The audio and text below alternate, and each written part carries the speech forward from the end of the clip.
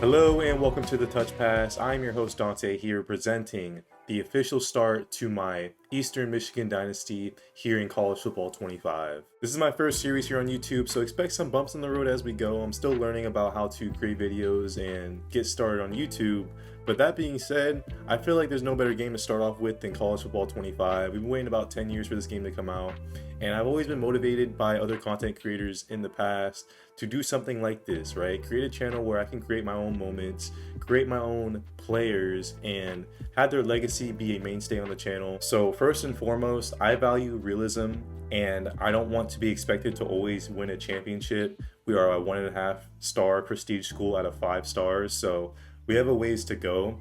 But I don't want it to feel like I am breezing through this thing and winning games I shouldn't be winning. So if the sliders need some tuning and we're playing too competitive with teams that are way better than us, I will address it in the sliders. I will make it more difficult.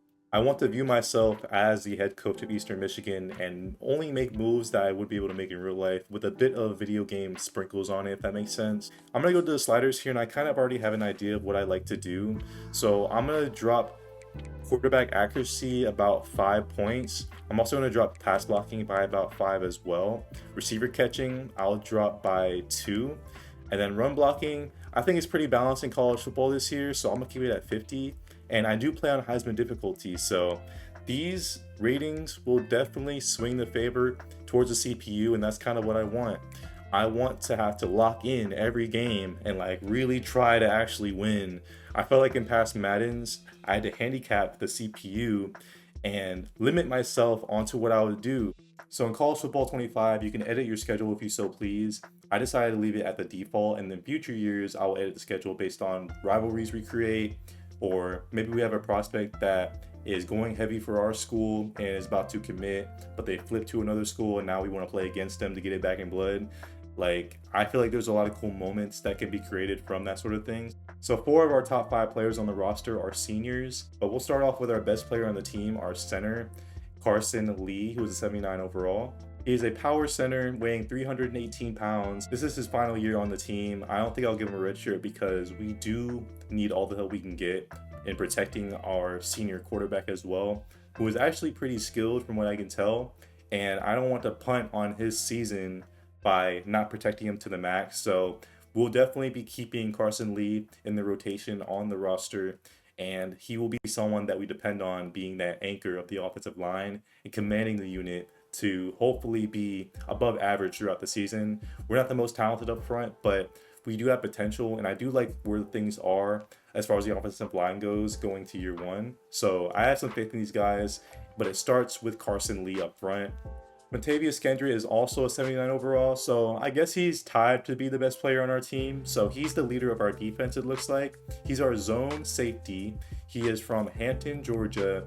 He is a solid zone coverage guy. He doesn't bring in many interceptions because his hands aren't very good, but he does make the catch occasionally.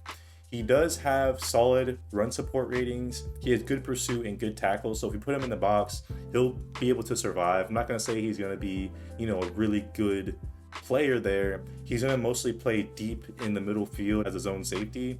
Our third best player is Daquan White, wearing number 4. He is a sophomore out of Fairburn, Georgia.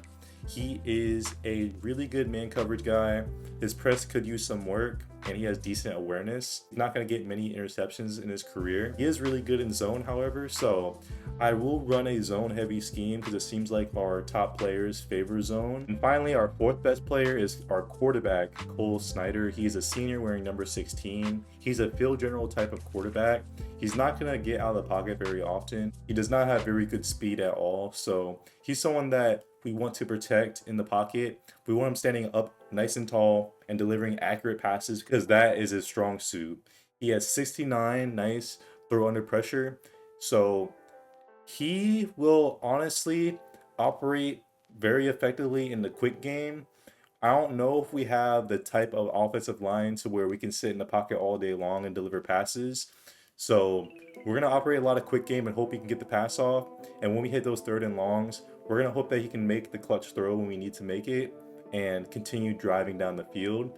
He has very good throw power at 90. He's a smart kid with very good IQ and awareness, and he also does play action really well, and I run a lot of play action. And lastly, our fifth best player is Joshua Scott. He is our other cornerback wearing number 1. He is a man corner. He has pretty good press coverage, and he has much better hands than his counterpart at the cornerback position as well. So he's the one that we want to see some turnovers with. So those were our top 5 players that'll be contributing the most this year. Now let's take a bird's eye view at the roster real quick. So obviously Cole Snyder is our starting quarterback. I redshirted Jace Stuckey. He's a freshman who has pretty solid upside. Quarterback 2 this year though is Drew Viado. He is a sophomore wearing number 7.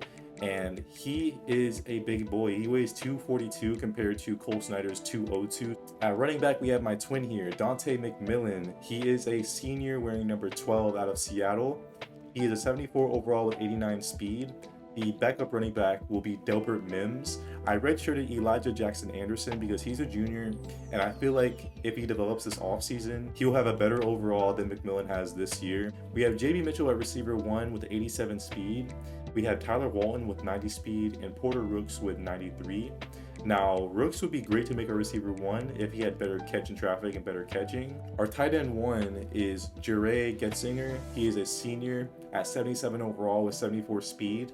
He is very slow. At left tackle, we have Mickey Rerolinski at 76 overall. He'll be our starter this year. We have also a senior named Owen Snively at left tackle. We're going to redshirt him this year and hopefully he develops to be even better than Mickey was this season. At left guard, we're starting Chris Mayo. At center, we already talked about Carson Lee. He's going to lead the offensive line. Starting right tackle is Terrence Saunders. Carter Evans is our highest rated left end that I'm going to redshirt this year. Justin Jefferson at right end wearing number 47. At defensive tackle, I have a pair of guys that I really do like in Peyton Price and Melvin Swindle. They're both very strong guys, and I feel like that they are very good at stopping the run. They're run-stopping defensive tackles, so we're at least set in the middle as far as our D-line goes, and we're hoping that they can make some big plays for us. Bryce Ellick is a middle linebacker. He's a freshman out of Linden, Michigan, and he's a 73 overall at the box. So as a freshman, I'm very excited to have him start. He is one of our higher upside players on the entire team. Yes, he's not the highest overall this year, but in the years going forward, if we're able to retain him, he's someone that can turn into a leader on this defense. He's just very young and raw right now, but we're going to give him opportunity to get some playing time this year, and he'll be someone that we continuously want to develop. Charles Kingston is our starting right outside linebacker wearing number 49. He is a junior. We already talked about Daquan White and Joshua Scott. We are redshirting Bryce Llewellyn. I don't know how to say his name. He's a slot corner wearing number 34. David Carter Jr. is our starting free safety, and Quintavious Scandrett, again, one of our best players. He is our starting strong safety. At kicker, we have Kenyon Bowyer. Very low overall. Kicks are going to be tough in this series. I'm not going to lie to you, but we'll make it work. And then Mitchell Tomasic is our starting punter. Now, recruiting is a very thoughtful process. So that being said, each episode I will highlight a few of these prospects, the ones that I really like and think that we can acquire, and just show you guys where we're at on the recruiting process. I'm not going to be in the menus recruiting each episode as much as I want to. It's just such a tedious process for me, and I'm always just staring at certain prospects, comparing, contrasting, going back and forth on the screens, and it's just not a pleasant experience as a viewer. But for me, just know I'm collecting as much information as I can. I'm really trying to get the best players that we can. Bobby Hendricks does not want to be Eastern Michigan Eagle, apparently, so we're going to remove him from the list. So I sorted this list by interest in our school. So all the players that we're about to see have us in the top 5 on their list right now. And I will do some work on these guys and see which ones are worth pursuing as far as recruiting goes. You can have a maximum of 35 targets on your board at a time. So I will be switching guys out as I see fit. The first guy we have is Josh Corral. He's more of a defensive tackle 2 or 3. We have 3 graduating defensive tackles this year. So we just need bodies there. I hope that we can find a gem prospect at the defensive tackle position so we don't have to pursue guys like this who don't have a high ceiling. Glenn Emerson has us 3rd overall. and I did give him a scholarship, and hopefully through our recruiting tactics we're able to entice him to come to our direction. Before we get out of here, I want to check on our coach and our coordinators. So our head coach is Marcus Glover. He is a former Wake Forest quarterback. This is a fictional player. I drafted him in Madden previously, and he was one of my best quarterbacks I ever drafted, so that's why I named him Marcus Glover. Again, Wake Forest guy. He's very tough. He's very aggressive on offense. He had a big arm, threw the ball downfield a lot. That's kind of the quarterback that he likes.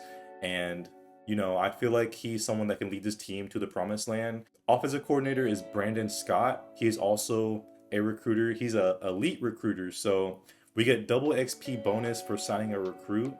And then Ryan Lester is our defensive tackle. He gives us XP bonus for wins against ranked opponent. We're gonna end this video and get ready for the next episode featuring a game against UMass. So our first game is on the road at UMass. Be there or be square. Let's try to start off 1-0 here in the Eastern Michigan franchise series. Thank you guys for stopping by. If you're here, please hit the like button, leave a comment, and subscribe to the channel for future videos like this. The next episode is where we really turn things up and get right to it, and I'm very excited. So catch you guys next time. Have a good day. Dante out.